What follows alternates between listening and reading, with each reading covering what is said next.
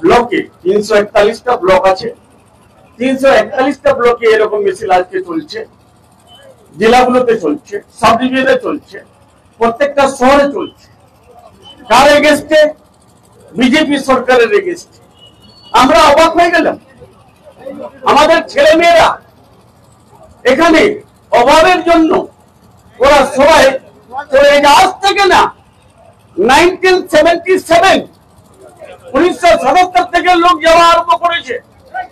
কারো 24 বছর, কারো 40 বছর, কারো 50 বছর হয়ে গেছে। ওখান থেকে আর্নিং করে। কারো মা অসুস্থ, কারো বাবা অসুস্থ, কারো ভাই অসুস্থ, কারো বোনের বিয়ে হয়নি, বোনের বিয়ের জন্য গেছে, কারো বাড়ি হয়নি, বাড়ির জন্য গেছে। কিন্তু আমি অবাক হয়ে গেলাম। আমরা ভারত যখন স্বাধীন হয়েছিল সবাই হিন্দু মুসলিম শিখ ইসাই সবাইকে স্বাধীনতা আমরা করেছিলাম এই দিনটা দেখার জন্য না। আজকে আমাদের যতগুলো কাজে গেছে লোকগুলো ওখানে যা মার ধরা আরম্ভ করেছে, পিটাচ্ছে, ডান্ডা দিয়ে, লাঠি দিয়ে, সরা দিয়ে, আর কোথায় লোকগুলোকে দিয়েছে এটাও কেউ বুঝতে পারছে না। কে কোথায় নিয়ে যাচ্ছে এটাও বোঝা যাচ্ছে না। আমাকে আমার ব্লক প্রেসিডেন্ট আহমদ রেজা, সহকারী সভাধিপতি মনি, ওরা দুজনের লিস্ট করে দিল আমাকে।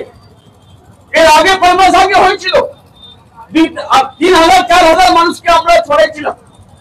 এবার উনি কমপক্ষে 9,000 লোকের নাম দিল। ওইগুলোর নাম আমি দিদিকে আমাদের মুখ্যমন্ত্রী মমতা বন্দ্যোপাধ্যায়কে দিলাম। উনি মানবিক মুখ্যমন্ত্রী। ওখানকার গভর্নমেন্টের সাথে কথা বলো। ওখানকার ডিজিপি কে, আমাদের ডিজিপি রাজীব কুমার সাহেব, দিদি যখন ফোন গেল রাজীব কুমার সাহেব আমাকে ফোন করেছিলেন। জাভেদ তামিমি এডিজি আমাদের উনি ফোন করেছিলেন। আমাদের রাজেশ কুমার আইটি উনি ফোন করলেন। আমাদের সুধীর কুমার সাহেব উনি ফোন করলেন। আমাদের এসপি ফোন করে আমাদের আইসি বললেন স্যার আপনার কতগুলো লোক আছে ওখানে লিস্টে পিডিএফ করে সবাই ডকুমেন্টটি আমি পাঠালাম। সবাইকে ছাড়া হয়েছে। কিন্তু ছাড়াটা সব থেকে বড় আমার কেন মারধর করা হলো? কি জন্য মারধর করা হলো? আমরা মার খাওয়ার জন্য বেরিয়ে গেছি? এটা স্বাধীন ভারত। এই ভারতের স্বাধীনতার জন্য আমরা করেছিলাম, সবাই বলিদান দিয়েছিলাম আমরা, যার জন্য ভারত স্বাধীন হয়েছে। আজকে পয়লা লোককে খুশি করার জন্য মোদী সরকার আজকে জমিগুলো একবার করার জন্য ওয়াকফ বিল নিয়ে আসলো, জমি শেষ করে দিল। জমি কাকে দিবে? আদানিকে দিবে। বিকাল লোককে খুশ করার জন্য এরা পাগল হয়ে গেছে। কিন্তু ভারত खामोश नहीं बैठेगा। भारत हिंदुस्तान खामोश नहीं बैठेगा। हिंदुस्तान को हिंदुस्तानियों को लड़ाई करना आता है और लड़ाई करके जो हम लोग जिंदा हैं और लड़ाई करके जिंदा रहना पड़ेगा। आप लोग लड़ाई के लिए तैयार है? तो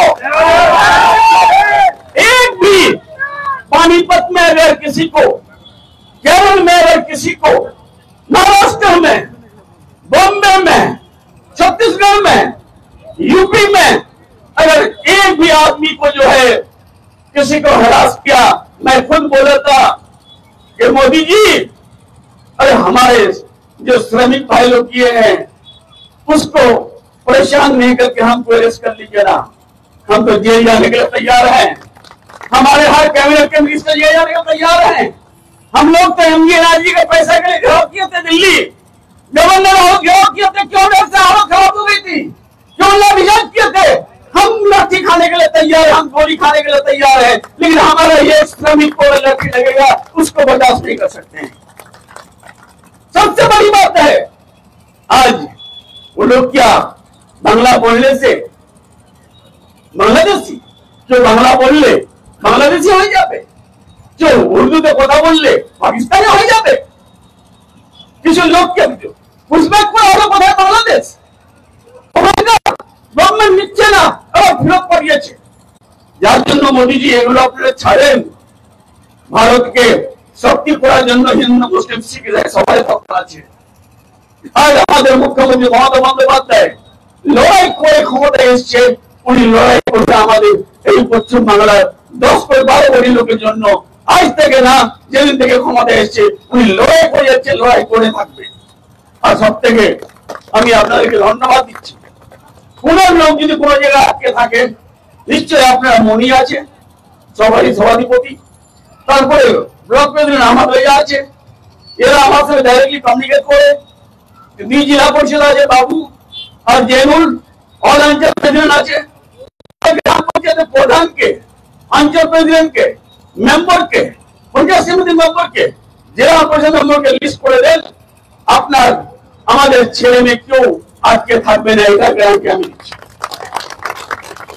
আমি অবাক হয়ে গেলাম, রেশন কার্ড আছে, টিকিট কার্ড আছে, পাসপোর্ট আছে, আধার কার্ড আছে, তারপরেও কি বলছে এগুলো চলবে না। তাহলে কি চলবে?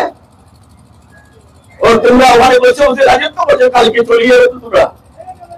আর নেক্সট পার্লামেন্ট ইলেকশনে কেউ থাকবে না, দেখবেন এই আমাদের মুখ্যমন্ত্রী মমতা বন্দ্যোপাধ্যায় লিড করে ভারতকে, এই আমাদের মুখ্যমন্ত্রী মমতা বন্দ্যোপাধ্যায় লিড করে পার্লামেন্টকে।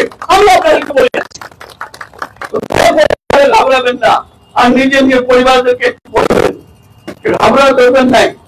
যদি দরকার জীবিত আছে, জীবিত আছে আমাদের মাননীয় মুখ্যমন্ত্রী, দরকার করলে উনি ওখানে লড়াই করবে, রোববার এখান থেকে গিয়ে ওখানে লড়াই করবে, আপনাদের লড়াই করতে হবে না। আর সাথে সাথে আমার বক্তব্য একটা, যান নিজের কমপক্ষে আপনারা I card, Aadhaar card, ration card, debit card এগুলো সাথে রাখা দরকার। আর 2 নম্বর, আমাদের ইনভেস্টমেন্ট অনেক, ইনভেস্টররা অনেকগুলো বিধি ডেকে নিয়ে আসছে জাপান থেকে, জার্মানি থেকে, বাইরে থেকে। এখন কারখানা আমাদের ওয়েস্ট বেঙ্গল পড়ে গেছে, আপনারা ব্যবস্থা আমরা করে দেবো। কিন্তু ওখানে গিয়ে কেউ এটা আর 1 নম্বর, কিছু নেতা গিয়ে বলছে গোয়ালপুরে বাংলাদেশি আছে। এই গোয়ালপুরে কোন বাংলাদেশি আছে আপনি বলেন? যে বাংলাদেশেও তাকে অ্যারেস্ট করে নিয়ে যাওয়া হয়েছে। কোন বাংলাদেশি গোয়ালপুরে নেই, কোন স্মগলার নেই। और আমি पुलिस के सतर्क করে দিয়েছি, बीजेपी के सतर्क कर दिएছি कि बीजेपी साहब अगर कोई बांग्लादेशी है तो आप निकाल के लेके जाइए। मेरा सवाल है होम मिनिस्टर से, अमित शाह जी आप क्या कर रहे हैं? आपको रियायत करना चाहिए। अगर बांग्लादेश से कोई आपका बीएसएफ का जवान तो तैनात रहता है, कैसे आता है? मानो कैसे प्रचार होता है, स्मगलिंग कैसे होता है? इसका मतलब आपका होम मिनिस्ट्री, आप जो है होम मिनिस्टर, पहले होम मिनिस्टर है, आपको फौरन रिजाइन कर देना चाहिए। रिजाइनेशन से के अलावा दूसरा कोई रास्ता नहीं है। इसलिए आप लोग सबक से तहमुल से काम लेने की कोशिश करें और हम लोग अफरा तफरी में ना जाए, हम लोग मायूसी में ना जाए, हम लोग होपलेस ना हो। अल्लाह मौजूद है, ऊपर में है, भगवान ऊपर में है, उन पर भरोसा कीजिए। नीचे जो है हमारे मुख्यमंत्री, माननीय मुख्यमंत्री ममता बंदोपाध्याय पर हमारा यकीन है, भरोसा है, वो हमारे लिए फाइट कर रही है। बहुत बहुत शुक्रिया। जय हिंद, धन्यवाद। ममता जिंदाबाद, अभी से जिंदाबाद। हमारे